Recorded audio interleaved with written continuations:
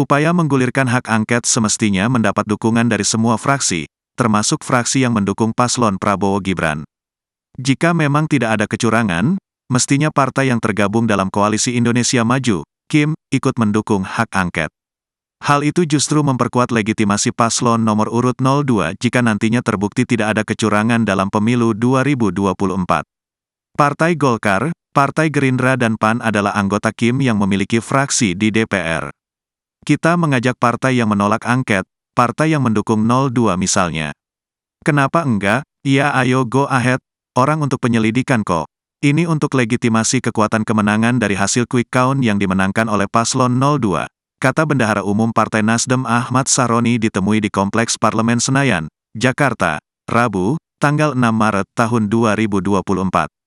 Menurut Saroni, semestinya partai politik pengusung Prabowo Gibran jangan menolak wacana hak angket seperti yang terjadi saat ini. Saroni mengatakan, jika menolak justru itu menunjukkan ketakutan dan kekhawatiran bahwa kecurangan Pilpres sewaktu-waktu terbukti. Iya, kalau enggak ada apa-apa ya kenapa mesti takut? Wong yang diangket itu adalah terkait hasil pemilu, yang dinodai dengan banyak kali dinamika terjadi di masyarakat. Itu tujuannya, ujarnya. Dia menegaskan bahwa tujuan hak angket bukanlah untuk memakzulkan presiden sebagaimana yang dinarasikan beberapa waktu belakangan. Menurut Saroni, hak angket murni bertujuan menyelidiki berbagai polemik di masyarakat mengenai pemilu yang harus dikonfirmasi kepada penyelenggara negara termasuk KPU hingga Bawaslu. Tapi DPR punya hak itu untuk melakukan. Kenapa enggak semua partai politik bersama-sama ikut di situ, untuk meluruskan isu yang tentang negatif di masyarakat, imbuh Wakil Ketua Komisi 3 DPR ini.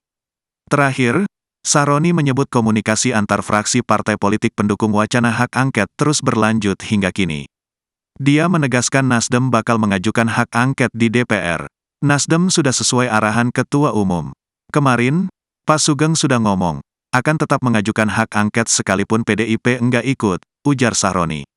Sebagai informasi, wacana hak angket bergulir beberapa waktu terakhir. Hak angket ini pertama kali didorong oleh calon presiden nomor urut 3 Ganjar Pranowo. Ganjar mendorong partai politik pengusungnya yang berada di parlemen, yakni PDIP dan Partai Persatuan Pembangunan. Bersamaan dengan itu, partai politik pengusung paslon nomor urut 1 Anies Baswedan Muhaimin Iskandar juga memberikan sinyal mendukung rencana hak angket.